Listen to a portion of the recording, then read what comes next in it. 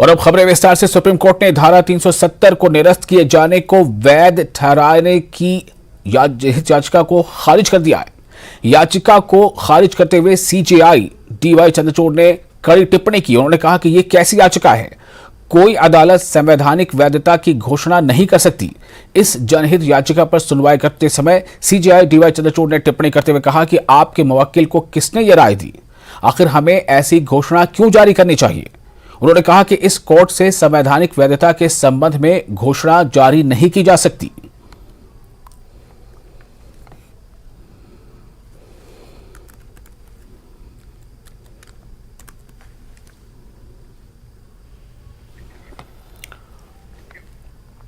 Jammu Pathankot highway पर सांबा जिले में स्थित सरोवर टोल प्लाजा को उखाड़ने के लिए युवा राजपूत सभा के साथ स्थानीय लोग टोल प्लाजा पहुंचे।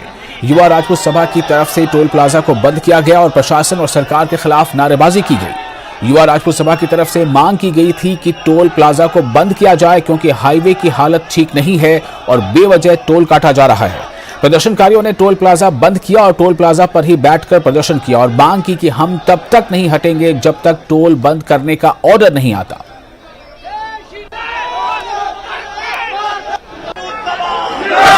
जम्मू पठानकोट राष्ट्रीय राजमार्ग पर मौजूद है और यहाँ पर देखिए युवा राजपूत सभा और स्थानीय लोगों ने उग्र प्रदर्शन का रूप लिया है। तस्वीरों में आप देख सकते हैं कि किस तरीके से यहाँ पर टोल प्लाजा को बंद करने की मांग को लेकर यहाँ पर युवा बड़े स्तर पर यहाँ पर मौजूद है। आप देख सकते हैं कितनी तादाद में यहाँ पर स्थानीय लोग भी यहाँ पर मौजूद है। इस वक्त कलेक्टर के ऊपर बैठकर बिल्कुल टोल प्लाजा के दोनों एरिया के अंदर आप देखिए कि यहाँ पर भी टोल प्लाजा काउंटर है और मेरे बाईं तरफ भी टोल प्लाजा का काउंटर है। बीच में यहाँ पर रोक कर उग्र प्रदर्शन किया जा रहा है और इनकी यही मांग है कि आने जाने वाली गाड़ी को यहाँ से बिना टोल दिए भेजा जाना चाहिए और टोल हमेशा हमेशा के लिए बंद होना चाहिए। जो जबरदस्ती टोल यहाँ पे लिया जा रहा है, ये गुंडागर्दी अब जम्मू के डोगरे सहन नहीं करेंगे। ये नजायज जो टोल जम्मू के लोगों पे थोपा जा रहा है, इसके खिलाफ जम्मू के डोगरों ने आवाज बुलंद की है। हम युवा राजपूत सभा के लोग प्रशासन से कहना चाहते हैं, जब तक ये रोड नहीं बनेगा तब तक हम टोल नहीं देंगे। No road no toll. वो हम यही पूछना चाहते हैं, जो एनआई के वो कौन से लोग हैं जो हमारे एजी की, हमारे प्रशासन की, हमारे डीसी की, जो नितिन गडकरी की बात नहीं मान रहे हैं, वो कौन बड़ा माफिया है, उसी के खिलाफ आज हमने मोर्चा खोला हुआ है। अगर आपके इतने बड़े प्रदर्शन के बाद भी सुनवाई नहीं तो क्या कहेंगे? हम रोडों पे लेट जाएंगे, घर नहीं जाएंगे जब तक टोल बंद नहीं होगा। तो आपसे जानना चाहेंगे कि उग्र प्रदर्शन का रूप आज लिया है, टोल प्लाजा के काउंटर भी तोड़े गए हैं, तो आगे का क्या स्टेप रहेगा आपका अगर आपकी एलजी सरकार नहीं मानी? देखो कोमल जी, अगर एलजी सरकार हमारी नहीं मानती है, युवा राजपूत सभा यहाँ टोल प्लाजा पर डटी हुई है और यहाँ बैठी रहेगी। हम अपने सारे समर्थकों से कह देंगे कि 1-2 घंटे के बाद ये वापस चले और युवा राजपूत सभा डटी रहेगी। जब तक हमें लिखित में नहीं दिया जाएगा, युवा राजपूत सभा यहीं पे डटी रहेगी। सरकार ने कहा तो है कि युवा राजपूत सभा को ये जो टोल है ये हटाया जाएगा, लेकिन युवा कह रहे हैं कि अगर लिखित में नहीं दिया जाएगा तो यहाँ से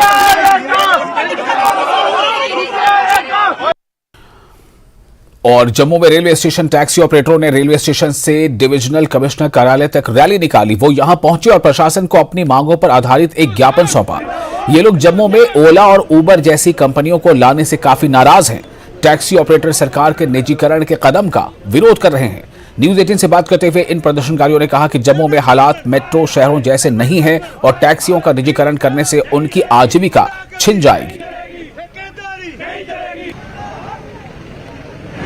अभी मैं डिविजनल कमिश्नर ऑफिस जम्मू में हूं और आप मेरे पीछे ये जन समूह देख सकते हैं। ये ट्रांसपोर्टर्स हैं जो रेलवे स्टेशन ट्रांसपोर्ट एसोसिएशन के साथ संबंधित हैं और इनका आज गुस्सा इस बात पे है कि जो प्रशासन की तरफ से ये फैसला लिया गया है कि टैक्सी स्टैंड को प्राइवेटाइज जो है प्राइवेटाइज किया जाएगा, यानी कि जो केवल यहाँ पे जो टैक्सीज लगाते हैं उनको रेलवे स्टेशन में टैक्सी लगाने की अनुमति नहीं होगी, बल्कि जो प्राइवेटाइज करके इसको लोगों को जो है सहूलियत देने की बात जो की जा रही है उसको अपोज किया गया है इनकी तरफ से। इनसे ही जानेंगे, आज आप ज्ञापन लाए हैं, ज्ञापन में क्या क्या मांगे रखी आपने? ज्ञापन में हमारी 2 मुख्य मांगे हैं। एक तो ये है कि जो रेलवे स्टेशन का जो प्राइवेट जो करने जा रहे हैं वो उसको बंद किया जाए और यहाँ पर जिस तरीके से पहले से चल रहा था निज़ाम, जो लोग यहाँ से ऑटो, मेटाडोर, टैक्सी और बसेस जो रेलवे को किराया दे रहे हैं, ऐसा ही किराया लिया जाए। चाहे कुछ परसेंट किराया अगर रेलवे बढ़ाना चाहती है तो वो बढ़ाए, लेकिन ठेकेदारी सिस्टम जो है वो बंद किया जाए। आप क्या कहेंगे, कितना इफेक्ट इस पे पड़ेगा, और ये ज्ञापन में जो दूसरी मांग है वो क्या है? व्यापन में जो दूसरी मांग है वो हमारी ओला ऊबर जो इंट्रोड्यूस करने जा रहे हैं, वैसे भी हमारी 24/7 सर्विस है। तो अगर गवर्नमेंट ये चाहती है कि जरूरी अगर इसको चलाना ही चाहती है तो हमारे ऑलरेडी सेटअप बने हुए हैं, हम 24/7 ऑनलाइन सर्विस प्रोवाइड करने के लिए हम तैयार हैं। लेकिन है कि ये निजी किसी दूसरे के हाथों में देना, इसके लिए आगे जम्मू में बहुत सी बेरोजगारी है और बेरोजगारी शासन का कहना है कि लोगों को सहूलतें दी जाएंगी इससे, जो कि जितने मेट्रो सिटीज हैं वहां पे इस तरह की सुविधाएं उपलब्ध हैं। ये मेट्रो सिटी नहीं है, ये जम्मू है, एक इतना मुट्ठी भर जम्मू है। और सिर्फ यहाँ पर रेलवे में या एयरपोर्ट से जो यात्रु आता है माता वैष्णो देवी का आता है, और थोड़ा बहुत जो आता था वो श्रीनगर का। अभी तकरीबन 90% ट्रेनें जो है वो कटरा में चली गई हैं, और जो अभी थोड़ा बहुत रहती हैं वो भी सब जा रही हैं। और उसके बाद 1 साल के बाद आपको पता है रेल जो है वो श्रीनगर तक पहुंच रही है। वो कौन लोग हैं जो टैक्सी में बैठना चाहते हैं ओला ओवर में? हमारा ये कहना है कि अगर हमारी मांग नहीं मानी गई तो हमने चैम्बर ऑफ कॉमर्स में भी अप्रोच की है, बार एसोसिएशन में भी अप्रोच की है, हमारा ऑल जे&के ट्रांसपोर्ट वेलफेयर एसोसिएशन है, वो भी हमारे समर्थन में आएंगे। पूरा जम्मू बंद होगा, और वो बहुत जल्द अगर ये कुछ नहीं करेंगे तो हमारे समर्थन में ऑल जे&के ट्रांसपोर्ट वेलफेयर एसोसिएशन जो है वो भी आएगी और पूरा जम्मू बंद होगा। तो जम्मू बंद की काल भी दी जा सकती है यदि इनकी मांगे नहीं मानी गई। इनका कहना है कि तमाम जो, चाहे वो चैम्बर ऑफ कॉमर्स है, तमाम जो संस्थाएं हैं वो इनके साथ है, और जो इनकी मांग है कि सीधी है कि जो प्राइवेटाइज करने की कोशिश है जम्मू में टैक्सीज को, उसको हम कभी भी बर्दाश्त नहीं करेंगे। कैमरामैन चांद के साथ राजेंद्र, न्यूज़ 18 जम्मू। और वेनिस जैसा जलमार्ग परिवहन जल्द ही श्रीनगर में हकीकत का रूप ले सकता है। वाटर ट्रांसपोर्ट का ब्लूप्रिंट तैयार है। ब्लूप्रिंट के अनुसार झेलम और डल झील में नाव चलाई जाएंगी, कश्तियां चलाई जाएंगी। कुल 32 कश्तियां चलाई जाएंगी, जिनमें 24 नाव में से 17 में से 20 सीटें होंगी, जबकि 10 में से 12 सीटों वाली ये नावें होंगी या कश्ती होंगी। न्यूज़ 18 JKLA से बातचीत के दौरान CEO स्मार्ट सिटी ने कहा कि सब कुछ तैयार है और मार्गों का चयन कर लिया गया है। उन्होंने कहा कि डल झील में 6 मार्ग होंगे। ये 6 रूट डल झील के 29 घाटों को कवर करेंगे, जबकि झेलम में पंथा चौक से छताबल वीर तक परिवहन उपलब्ध होगा। हर शहर के डेवलपमेंट, तरक्कियात और वहाँ के हर अंदाज में एडवांसमेंट्स को ट्रांसपोर्ट से ही देखा जाता है। रहा सवाल यहाँ के वाटर ट्रांसपोर्ट का। वाटर ट्रांसपोर्ट यहाँ अब बहाल करने की अशद ज़रूरत है। Earlier it was a good medium transport, जो आबी वसाइल के जरिए लोगों को एक जगह से दूसरी जगह तक ले जाता था। इसको वसी तर सोच पर गवर्नमेंट ऑफ इंडिया ने जहां इस पर इक़्तिदामात उठाए, वहां UT&K को भी चाहिए कि फौरी तौर पर जो है वाटर ट्रांसपोर्ट को बहाल करें, और इसमें ठीक ठाक से जो लॉजिस्टिक प्लस इंफ्रास्ट्रक्चर को डेवलप करने की जरूरत है, और इसको फौरी तौर पर मुवस्सर और रिजल्ट ओरिएंटेड यहाँ के आम आवाम, बिलखुसूस टूरिज्म सेक्टर को और बढ़ावा देने के लिए बहुत अच्छा कदम है। स्मार्ट सिटी की स्मार्टनेस में इजाफा करने के लिए बहुत जल्द अब श्रीनगर में वाटर ट्रांसपोर्ट उसको शामिल किया जाएगा। इस पर बात करने के लिए मेरे साथ SMC कमिश्नर जो स्मार्ट सिटी के CEO भी है अतहर आमिर खान साहब, इनसे मजीद पूछना चाहेंगे किस तरह से ये लोगों को सहूलियत देगा। सर मुझे बताइए, कब से, अब जबकि खाका इसका तैयार हो चुका है, कब से वाटर ट्रांसपोर्ट श्रीनगर में शामिल होगा, कब से लोगों को ये सहूलत फराहम होगी? बेसिकली श्रीनगर शहर में एक, क्योंकि डल लेक भी है और हमारे यहाँ पे झेलम रिवर भी है, एक बड़ी अच्छी अपॉर्चुनिटी होती है वाटर ट्रांसपोर्ट को एक्सप्लोर करने के लिए। तो इसमें हम लोगों ने पहले we were doing this, working on this feasibility studies में NIT श्रीनगर से भी हमने काफ़ी हेल्प ली। कि कहाँ से किस तरीके से ये चलाया जा सकता है, क्या स्पीड रिस्ट्रिक्शंस होनी चाहिए, क्या स्पीड रेगुलेशंस होनी चाहिए, किस तरह की बोट्स इसमें चलनी चाहिए। So that exercise has already been done. तो एक तो झेलम में we are planning from Panta Chowk till Chattabal weir, वो लगभग 19, this becomes a linear length of around 19 kilometres. तो उसमें 19 बीच में स्टेशंस पड़ते हैं, almost 1 station on every kilometre. वो एक सिस्टम है which is kind of Jhelum system. दूसरा हमारे डल के अराउंड भी लगभग हमने 5 रूट्स के आसपास उसमें आइडेंटिफाई किए थे।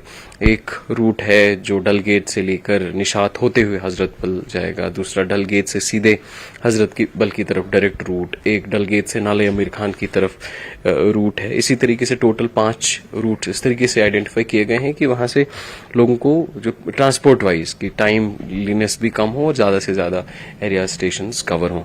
सो रफली दीज वुड बी 32 बोट्स जो इनमें चलेंगी। वी आर होपफुल कि बहुत जल्द ये काम ये जो है पाए तकमील पर पहुंचेगा। जहलिम में फिलहाल हमारा जो फर्स्ट प्रायोरिटी था कि जो हमारे पुराने हेरिटेज घाट्स हैं उनकी रेस्टोरेशन करना, ताकि वो heritage ghats they become also the points for stations for embarking and disembarking from the water transport. इसी के साथ हमने जो बोट्स हैं, हम टिपिकली क्या होता था पहले बसें खरीदी जाती थी या बोट्स खरीदी जाती थी गवर्नमेंट के डिपार्टमेंट के द्वारा और फिर उनको डिपार्टमेंट रन करता था, तो somehow that was not a good effective model. In fact जो बसेस भी हमने स्मार्ट सिटी में चलाने का भी जो चला रहे हैं हमारे पास आ रही, वो बसें भी हमने बस नहीं खरीदी है, हमने सर्विस खरीदी है। इसी तरीके से इसमें भी it's going to be a private player, private operator जो इस फील्ड में सफिशिएंट एक्सपीरियंस रखता है। They will operate the boats, so we will not buy the boats, we will buy the service कि बोट कितनी चली उसी के हिसाब से उसकी सर्विस, उसकी पेमेंट लिंक्ड होती है। जैसे जो बसेस का है, हमने 12 साल के लिए एक इसको जीसीसी कॉन्ट्रैक्ट कहते हैं, ग्रॉस कॉस्ट कॉन्ट्रैक्ट, कि बसेस हम यहाँ चला रहे हैं अगले 12 साल के लिए। तो हर कोई बस लगभग मिनिमम 200 किलोमीटर दिन में चलनी है, तो जितनी बस चलेगी उतना ही उसको पेमेंट होगा अगले 12 साल के लिए। ऐसा नहीं है कि अभी खरीद के सारी पेमेंट अभी और उसके बाद सब है ना कहते हैं अपने अपने घर। It's not like that. जितना सर्विस डिलीवरी होगा उतना ही उसको पेमेंट मिलेगा, उसी प्रोपोर्शन में उसकी पेमेंट मिलेगी। सो हमने इसका ऑलरेडी टेंडर किया हुआ है। इनफैक्ट पिछली बार हमने टेंडर एक बार किया हुआ था। Now we have refloated tender for this water transport again. We are hopeful कि अगले महीने 1.5-2 महीने में हम लोग ये टेंडर कंक्लूड करेंगे और उसके बाद टेंडर के फाइनलाइजेशन के बाद कुछ 4-5 महीने का वक्फा चाहिए होता है। ये जो प्राइवेट एजेंसी को ये प्रिक्योर करने के लिए बोट्स रेडीली अवेलेबल नहीं होती, इनको मैन्युफैक्चर करना पड़ता है, इनकी टेस्टिंग करनी पड़ती है, तो उसके बाद ही दिस वुड बी ऑपरेटेड। मतलब हम ये कहें 2024 के इफ्तिताह में ये जो सर्विस है शुरू होगी। हाँ, टुवर्ड्स आई थिंक मुझे लगता है मार्च अप्रैल मई तक मेरा ख्याल है, तब तक हम लोग we should be in a position to have full fledged water transport. तो वो तो शिकारा में जो टूरिस्ट आता है वो यूज करता है उसको, लेकिन यहाँ मेन मकसद है पब्लिक ट्रांसपोर्ट, पब्लिक उस पर चल पाए, इसलिए उसको it has to be very much affordable. Thank you so much sir. तो ये थे अतहर आमिर खान साहब। इन्होंने कहा कि ये जो बोट्स है किस तरह से इनमें सहूलियत रखी गई है, किस तरह से ये पैसेंजर फ्रेंडली इनको बनाने की कोशिश की जा रही है और उम्मीद की जा रही है कि बहुत जल्द ये जो ये खाका क्योंकि अब तैयार हो चुका है, अब बहुत जल्द ये जमीनी सतह पर आए और लोगों को इससे फायदा हो। फिरोजवानी के साथ आबिद हुसैन, न्यूज 18 श्रीनगर। पुलवामा में एक तेज रफ्तार डंपर ने एक मोटरसाइकिल सवार को टक्कर मार दी। मोटरसाइकिल सवार गंभीर रूप से घायल हो गया। यह घटना तब हुई जब गोसो पुलवामा इलाके का मंजूर अहमद वानी नाम का एक शख्स अपनी मोटरसाइकिल से जा रहा था और अचानक एक तेज रफ्तार डंपर ने उसे टक्कर मार दी। मंजूर अहमद को गंभीर चोटों के कारण अस्पताल में दाखिल किया गया है। प्रारंभिक उपचार के बाद मंजूर को SMHS श्रीनगर में शिफ्ट कर दिया गया है।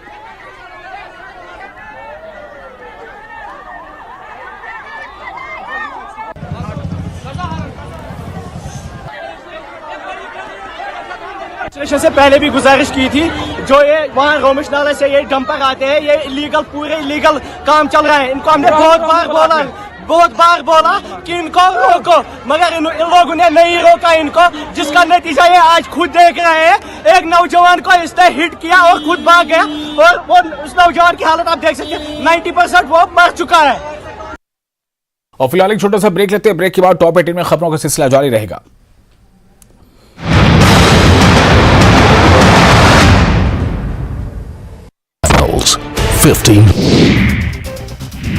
मिशन एमपी पर जुटी आम आदमी पार्टी। 17 में दिल्ली के सीएम अरविंद केजरीवाल की चुनावी सभा, जनता से कई गारंटियों के किए वादे।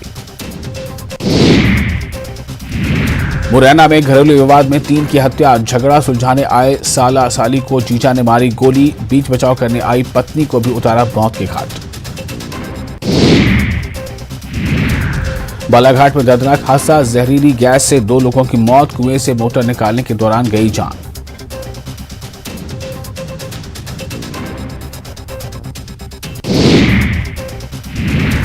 इंदौर में पुलिस को मिली बड़ी कामयाबी, राजस्थान के 2 तस्कर गिरफ्तार, हथियार और कारतूस बरामद।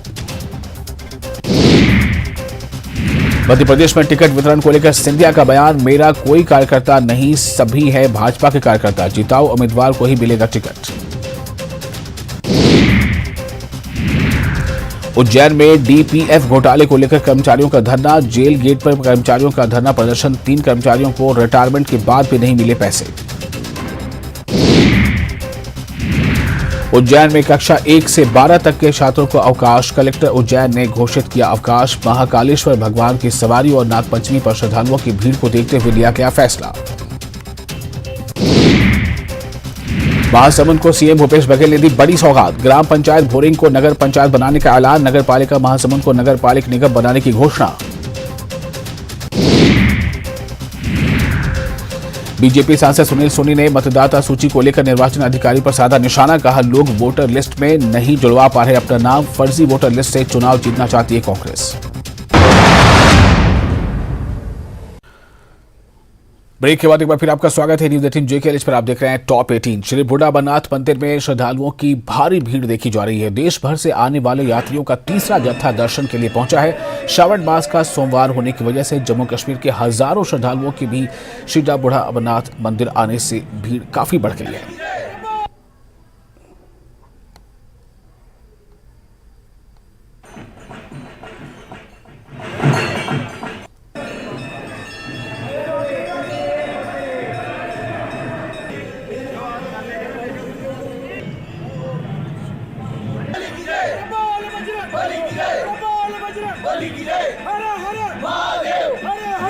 बूढ़ा अमरनाथ यात्रा का आज तीसरा जत्था बूढ़ा अमरनाथ में दर्शन के लिए पहुंचा। इस बीच आज श्रावण का सोमवार होने के चलते यहाँ पर जम्मू कश्मीर से बड़ी संख्या में श्रद्धालु जो हैं बाबा भोलेनाथ के दर्शन के लिए बूढ़ा अमरनाथ में पहुंचे, जिसके कारण आप देख सकते हैं किस प्रकार जो है मंदिर के बाहर भक्तों की भारी भीड़ लगी है और जो कतारों में लगकर अपनी बारी का इंतजार कर रहे हैं कि कब उन्हें बाबा भोले के दर्शन करने और बाबा भोले के स्वयंभू शिवलिंग के जलाभिषेक करने का मौका मिले। बड़े उत्साह के साथ लोग श्रद्धालु जो हैं वो कतारों में लगे हुए हैं और अपनी बारी का इंतजार कर रहे हैं। देखते ही बनता है और अपने हाथों में जल के लोटे लिए और पूजा की सामग्री लिए धीरे धीरे आगे मंदिर की तरफ बढ़ रहे हैं, ताकि मंदिर में पहुंचकर भगवान भोलेनाथ के स्वयंभू शिवलिंग के दर्शन कर सकें, उनका पूजन कर सकें और अपनी जो मन्नतें हैं उनको मांग सकें। बूढ़े अमरनाथ जो है भगवान शंकर का यह प्राचीन स्थान है, जहाँ पर देश भर से इन दिनों में यात्री जो हैं दर्शनों के लिए आ रहे हैं और यात्री बड़े ही आनंद के साथ यहाँ दर्शन पूजन करके अपने मनोकामना पूरी करने के उपरांत घरों को लौट रहे हैं। तो हमारे साथ कुछ श्रद्धालु हैं, उनसे बात करेंगे, उनका क्या कहना है बूढ़ा अमरनाथ की यात्रा को लेकर। आपका नाम? नितिन अमरनानी जी, बताइए कैसे? बहुत मज़ा आ रहा है। हम कम से कम 103 लोग हैं, महाराष्ट्र से आए हुए हैं, महाराष्ट्र जलगांव से। बहुत मज़ा आ रहा है और बहुत सारी जगह और घूमेंगे और ज़्यादा मजा लेंगे। यहाँ पर व्यवस्थाओं के लिए क्या कहना? एकदम बढ़िया, कोई दिक्कत नहीं है और सिक्योरिटी गार्ड भी और हमारे साथ है। बहुत बढ़िया मज़ा आ रहा है। आपका नाम? विक्की भिड़े। आप बताइए कैसे? हमको एकदम मज़ा आ रहा है। बजरंग दल के 113 कार्यकर्ता महाराष्ट्र से आए हैं, देवगिरी प्रांत से, और हम हर साल आते हैं इधर। आज कुछ बंदे नए हैं तो उनको दिखा के और बाबा बूढ़ा अमरनाथ है शिवकोड़ी को पद दिखा के लाएंगे उनको। क्या लगता है कि और लोगों को आना चाहिए? बहुत से लोगों का हम तो बोलते हैं भारत का हर हिंदू आदमी यहाँ पे आने को ना, क्योंकि ये कि अपना ऐसा स्थान बचा है अभी कि अपने बाउंड्री के पास है वो। देश का बल बजरंग दल, देश का बल बजरंग दल, हर हर महादेव, हर हर महादेव, हर हर महादेव, जय श्री राम। देखिए किस प्रकार जो है उत्साह है यात्रियों में और किस प्रकार जो है बाबा भोलेनाथ के घोष लगाते हुए वो अपने कदम आगे बढ़ा रहे हैं ताकि मंदिर में दर्शन पूजन कर सकें। आज श्रावण का सोमवार भी है और श्री बूढ़ा अमरनाथ यात्रा भी चल रही है, जिसको लेकर यात्री काफ़ी प्रसन्न हैं और भगवान भोलेनाथ का आशीर्वाद प्राप्त करने के लिए श्री बूढ़ा अमरनाथ में पहुंचे हैं। मुनीश शर्मा, न्यूज नेटवर्क, बूढ़ा अमरनाथ, पुंछ। 19 अगस्त को लद्दाख में देश के लिए जान गंवाने वाले शहीदों को श्रद्धांजलि दी गई। इसी कड़ी में आयोजित एक समारोह के मौके पर GOC, fire and fury core और अन्य वरिष्ठ सैन्य अधिकारियों ने शहीद जवानों को श्रद्धांजलि दी। बता दें कि एक हादसे में 9 जवान शहीद हो गए थे। सेना का कहना है कि देश उनका और उनके परिवार का हमेशा कर्जदार रहेगा।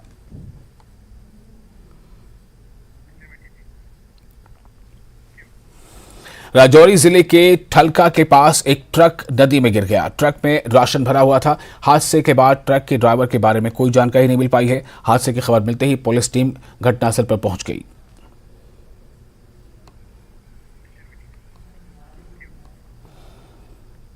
वैसे तो भेड़ पालन के क्षेत्र में हमेशा से ही पुरुषों का वर्चस्व रहा है, लेकिन बांडीपोरा की एक महिला ने परंपरा से हटकर भेड़ पालन के पेशे को अपनाया है और दूसरों के लिए रोजगार का जरिया भी तैयार किया है। ये खास रिपोर्ट देखिए।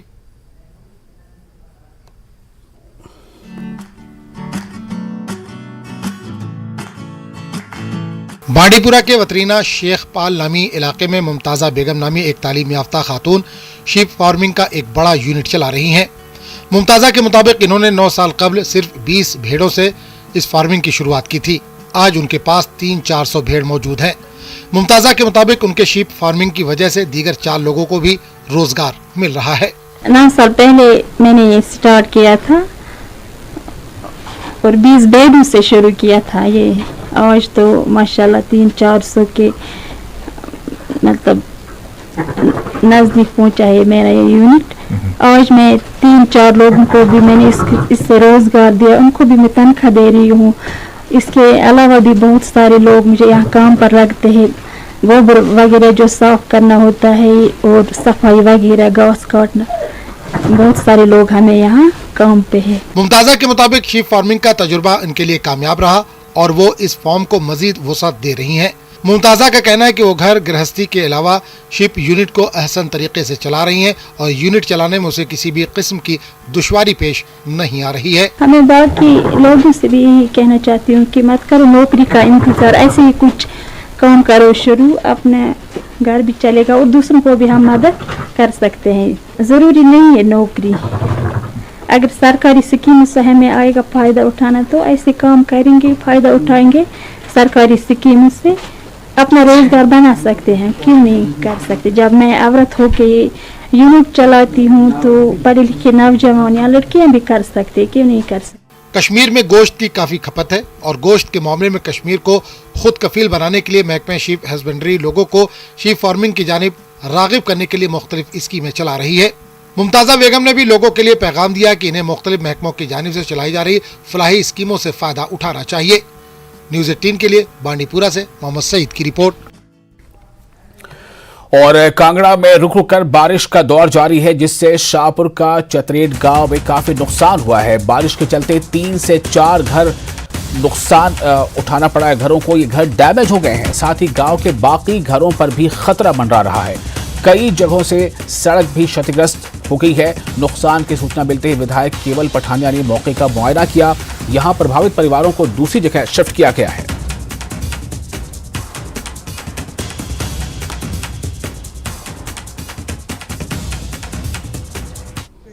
और जैसे हम उसमें दौरे पे गए थे तो 4 परिवारों को काफ़ी नुकसान हुआ है। उनके स्लाइड्स हुए हैं मकान के पीछे से, तो काफ़ी खतरा है वहाँ पे रहना। तो ऑलरेडी फैमिलीज को शिफ्ट कर दिया गया वहाँ से। और इसके अलावा वहाँ पे जो रिटेनिंग वॉल्स लगनी है उसके लिए बीडीओ को बोल दिया गया है, रूरल डेवलपमेंट का काम है। बाकी नीचे एक रिटेनिंग वॉल लगनी है, वो पीडब्ल्यूडी लगा देगा।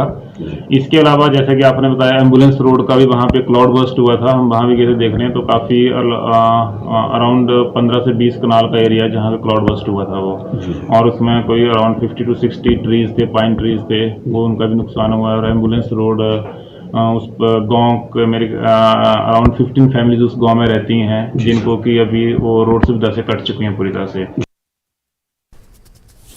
और इसके साथ ही टॉप 18 में फिलहाल इतना ही, लेकिन न्यूज़ 18 JK लिस्ट में लगातार बड़ी और अहम खबरों का सिलसिला जारी रहेगा।